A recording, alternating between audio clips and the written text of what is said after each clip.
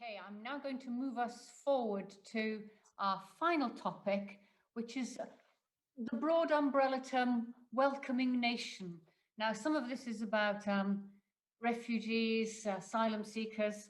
So the question is, should Wales be able to set its own priorities for immigration, separate from those for the rest of the UK? And if so, what should they be? Another area you might like to pick up is the role of Wales in the world in terms of what I'm just going to find the question. I've got it here somewhere. Oh, bear with me. There we are. What is the role that Wales can play within the global family in overcoming the big issues that we face as a planet, and particularly in relation to poverty and inequality? I think there's a particular Wales Africa programme link where we do have a role to play. Nation of sanctuary, all of those areas, and then I've got another question up my sleeve for a second round. So if I could start with you, Jeremy, on this one. Yes, certainly. Well, obviously I'm delighted personally that we've committed Wales to be a nation of sanctuary and supported the asylum rights programme in particular. I've talked a little bit about the incorporation of UN conventions already, done a significant piece of work about introducing a Human Rights Act for Wales and seeing what the potential is for that. But I do think there's more to be done to make that the nation of sanctuary idea kind of real in people's lives. So whether that's about unaccompanied asylum-seeking children, or developing, using our devolved powers within that nation of sanctuary idea to make sure that, for example, LGBT refugees, for example, have an experience which isn't based on prejudice and discrimination. One of the commitments we have in the manifesto is around a peace academy, which would be a community of researchers, effectively, which would help our international strategies and draws on the peace mission of the International Eisteddfod in Llangollen. So I think that has a very interesting potential to reframe some of our international engagement. But just want to echo the point you were making around the importance of our existing international engagement in the development space in particular. Obviously that has been very important to us as a Welsh Labour government, and we will want to continue seeing what more we can do in that space. I do think, just finally, if I may, having had the experience of being Brexit minister and having some involvement in dealing with the UK government on migration questions, we are fundamentally at odds with the UK government in much of this space, really. We had secured agreement from the Migration Advisory Committee for there to be a separate shortage occupation list for Wales, which would be the beginning, if you like, of that sort of journey towards more powers in this space. But unfortunately, the Home Secretary refused to pursue that. I do hope that that is revisited, because I do think that's an important way of bringing four nations together in the UK and recognising that migration, whilst reserved to the UK government, has a very profound impact on the society in Wales as well as the economy in Wales at large. Thank you. So, Mia, is there a great gulf between Jeremy's position and yours? I think community-led work in this area is incredible, and I think that we should really commend the communities that work in this area across Wales. And I'm really pleased that the Welsh Conservatives have continued to support these initiatives that work across Wales to support asylum seekers and refugees, to integrate into our communities, feel that Wales is their home, it is their new home, and to support them with some of our incredible challenges, like, for example, navigating our various public services, which is not easy for anyone, let alone if maybe English or Welsh isn't your first language. So I'm really proud that we support that. We also are really proud of our race equality plan that I spoke about earlier, and we really hope that we can include in that obviously it's really important that as we develop that plan, we set its targets, that we include asylum seekers and refugees in Wales as part of the process of putting that together. And I'm really excited that if we are elected later this year, what that would mean and what that would bring. Diolch, Mia. So, Sian. Diolch yn fawr. Wel, un o'r rhesymau pam dwi eisiau gweld Cymru yn wlad annibynnol ydy mwyn i ni fedru gwneud yn rhan yn llawn i greu byd sydd yn well a byd sydd yn fwy cydradd. Yn y pen draw, wrth gwrs, yn amcan ni, yn nod ni ydy creu Cymru sydd yn un sydd yn o ddefgar ac yn groesawgar ac yn un sydd yn cyflawni i gyfrifoldeba byd eang yn ogystal â'i gyfrifoldeba i greu gwell byd i ni yng Nghymru.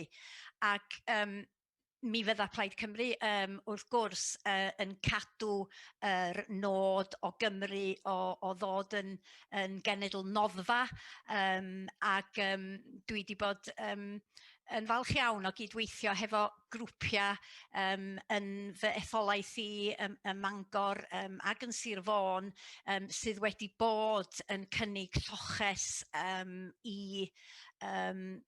bobl o Syria ac wedi bod yn gwneud gweithgaredda hefyd mwyn addysgu yr gymdeithas a'r gymuned yn lleol am werth rhoi lloches i bobl o wledydd lle mae amgylchiadau llawer iawn gwaeth nag ydyn nhw yn fan hyn. Mi fyddwn ni yn licio gweld grantiau addysgol yn cael i ehangu i blant teuluoedd sydd yn mewnfudo yn cynnwys yr Educational Maintenance Allowance, cinio ysgol am ddim a'r Pupil Deprivation Grant mwyn rhoi yr un statws wrth gwrs i blant ceiswyr lloches ac sydd i'n plant ni gyd. Okay, there we are. Right. Now, a question that's come, I think, partly from the Quakers and from others, a real concern about the events that happened and the suitability of using Penally as a place for a housing asylum seekers. And with it, a wider question about large tracts of lands and buildings in Wales that are under the exclusive control of the Ministry of Defence. And should these be taken into Welsh control, etc., etc. So, and a particular question to Jeremy: what happened to communities first? And a question about what is Sian to pick up on Plaid Cymru's attitude towards the Peace Academy. So I'll go around the three of you again in the same order. So Jeremy, communities first and Penally. Well, I mean, communities first. You know, no policy remains unchanged, is it? So you learn from experience, and you develop policies which learn from the experience on the ground. So communities first changed quite a lot over the years, and I think that the arrangements we have now are probably more fitting to building capacity in communities, which I think was the fundamental objective of communities first at the very outset. On Penally, this has been an incredible stain, really, if I could put it like that. I don't want to be party political about it because I think it's too kind of big an issue, really. But this is not the way in which people should be treated, and the conditions in which people are being kept. It needs to mean something if we are saying to people that we are a nation across the UK, incidentally, which is outward looking and compassionate and will abide by its international obligations. It needs to mean something, in the lives of people who it affects. And I think Penally was a very good example of how that, the UK government fell short significantly in relation to that. So I hope we don't see any of that again in the future. There were significant intergovernmental questions which arose in the context of that. This probably isn't the place for raising those, but we sought every opportunity really for trying to engage in a way which we wanted to try and help resolve it in a way which would have worked for everybody really, and that was never an opportunity that we had, unfortunately. On the question of Ministry of Defence lands, I'm sure Sian, to be fair, would like us to have our own Ministry of Defence, so the solution for this is probably more straightforward than it is for me. But at the end of the day, it's about that aspect is about intergovernmental working in a way which is based on parity and respect, which this was not an example of. So then, Mia, what's your response in these tricky areas? Yeah, they absolutely are tricky areas, and they're not simple. They're incredibly complex, and I think they need to be taken as such. I'll just touch firstly on the military sites in Wales. They are obviously part of the Ministry of Defence, and it's really important that we have MOD presence in Wales. One of the upsides of that was our ability to bring in the military at very quick notice to support the rollout of the COVID vaccine jab. And before that, the testing system that was used in Wales was also benefited from the MOD. And I know that the Welsh Government worked with the MOD on that. So I think, we need to be realistic about all the benefits it does bring. The Welsh Conservative representatives did make representations on regards to Penelli, and I think we've got to be really honest with ourselves that those young men now have alternative accommodation, and they should have always had alternative accommodation. Penelli wasn't an appropriate site for asylum seekers, and I think anyone who tries to claim otherwise is incredibly naive and short-sighted. Quite honestly, I don't feel I need to say more on that. And I think I just wanted to build on a previous point. I think it was Sian mentioned on free school meals, and a future Welsh Conservative government in Wales would commit to free school meals for those those who cannot access public funds. We think that's absolutely something that needs to come forward. Thank you. And Sian.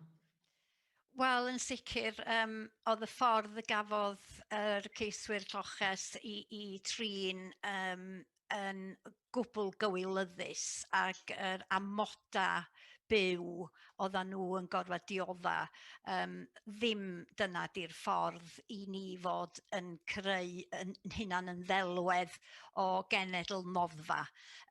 Ac mae'n drueni mawr bod y benod yna wedi digwydd, achos dwi'n meddwl bod o, fel oedd Jeremy'n dweud, yn staen ar yn delwedd ni yng Nghymru. Ac doedd na ddim trafodaeth synhwyrol yn agoedd efo'r awdurdodau lleol nag efo Llywodraeth Cymru, a petai'r drafodaeth synhwyrol yna wedi digwydd, falle na fydda'r sefyllfa ddim wedi codi yn y lle cynta. Mae angen y ddaialog yna i fod yn digwydd yn sicr, ond yn anffodus i mi, mae o'n cadarnhau pam bod ni fel gwlad angen gallu gwneud yn penderfyniadau'n hunan, a peidio cael penderfyniadau'n cael ei gosod arna ni heb y ddeialog yna hyd yn oed. Ond na gwestiwn am yr Academi Heddwch, ac wrth gwrs mae gen Plaid Cymru draddodiad hir o fod yn fudiad sydd wedi ymladd dros heddychiaeth ar hyd yr amser, a felly ni'n falch iawn o weld yr Academi Heddwch yn dwy'n ffrwyth, a dwi yn gobeithio y bydd o'n ffordd i hyrwyddo heddwch ar draws y byd. Mae beth sy'n digwydd yn Belfast ar y funud yn fynychru ni, ac yn gweiddi am y drafodaeth yma ynglyn â heddwch. Unwaith eto, dwi'n credu mae'n digwydd yn agos iawn i gartra yn fan'na yndydi, ac dwi'n mawr obeithio bod yna ffordd i bawb ddod o gwmpas y bwrdd, ac bod yna drafodaeth mwyn i ni fedru cael gwarad ar yr hyn sydd yn digwydd yna ar hyn o bryd. What a lot of ground we have covered this evening. Time is against us, and so I'm just going to say some thank yous before I ask each of our participants to give a 2-minute final summary of the thoughts with which they'd like to leave you. So from my part, I'd like to say thank you very much to Cytun Churches Together in Wales and to the Welsh Centre for International Affairs for the invitation to all of us to participate this evening. I'd like to say diolch o galon, especially to Stefan, who has been doing the interpretation for us. 2 minutes from each of you, please, and then we'll hand back directly to Susie to do the wrap-up for us. So our final 2 minutes will come in the reverse order from the way we started. So Mia, it's over to you first. Thank you very much. I just want to say thank you very much for organising this evening. It's certainly been a mature, really interesting discussion. Thank you very much to Jeremy and Sean for being part of such a productive panel. And to those who invited us to be here this evening. I'd just like to leave with this sort of final thought, really. It's really important that we use the levers that are available to us in order to deliver change in this area. And I really hope that not an unnecessary amount of energy is used in talking about our constitutional position, and instead we focus our energies on what we can do and how we can change and make Wales a better place to be. I'm looking forward to May and what it brings. This is certainly an important election. And I know that every time there's election, people say, oh, it's once in a generation. But there is a real opportunity for change and difference and challenge as we move forward. And I hope that the electorate in Wales really embrace that and fully participate in this fantastic democratic exercise. Thank you very much. Thank you, Mia. Jeremy. Well, I think the discussion this evening, Sarah, has covered the big global themes that Wales is living in at the moment, which is around the climate crisis, the COVID crisis, our place in the world, in particular perhaps after Brexit, and the assault on devolution, which I think is real. And I do take Mia's comments in good faith on her personal part, but the reality on the ground is very different from the aspiration that we've just heard described, unfortunately.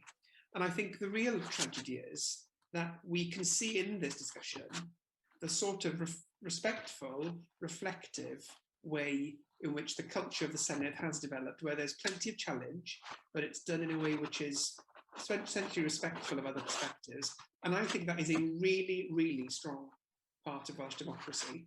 And so, whatever your perspectives are on the devolution settlement in the Union, we need to have the Senedd and its powers upheld and extended in order that that can continue to be the dominant way in which politics is conducted in Wales. I think that is to our great credit as a nation. Sean, the final word. Diolch yn fawr. Mae gan Plaid Cymru raglen lywodraethu uchelgeisiol trawsffurfiol. Mi fyddwn ni'n eich annog chi gyd i ddarllen yn manifesto ni. Mae hi yn sôn am wedd newid sawl agwedd o fywyd Cymru, ac mae 'na strategaeth ariannol tu ôl i'r manifesto hefyd. Gweitha be mae rei o'r pleidiau'n trio geisio ddeud, mi fydda modd cyflawni yr hyn sydd yn manifesto ni. Be sydd angen yng Nghymru rwan ydy'r ewyllys i greu y newid yna. Da ni wedi gweld yn ystod y cyfnod Covid bod ni yn gallu gwneud penderfyniadau call iawn pan da ni'n cael yr rhyddid i wneud y penderfyniadau rheini ein hunain. Ac mi hoffwn ni weld hynny yn datblygu wrth gwrs, a dwi'n meddwl bod na awydd ymhlith pobl Cymru i gymryd yr awena'n ymlaen. Ond mae yna waith i wneud yn y tymor byr, ac mae angen taclo tlodi. Dydy hi ddim yn iawn bod un o bob 3 o blant yng Nghymru yn byw mewn tlodi, ac mi fydda hwnna'n un o flaenoriaethau cyntaf Llywodraeth o dan arweiniad Plaid Cymru. Fedrwn ni ddim goddau sefyllfa o'r fath yna, ac dwi'n diolch i chi am y cyfle i gael trafod rei o'r materion pwysig yma. Dwi'n meddwl bod y themau da chi wedi ddewis yn rei holl bwysig ar gyfer y dyfodol, ac dwi'n edrych ymlaen i siarad efo mwy o bobl wrth i ni fod yn canfasio rwan dros yr ychydig wythnosau nesaf sydd ar ôl cyn Mai y 6. Diolch yn fawr iawn.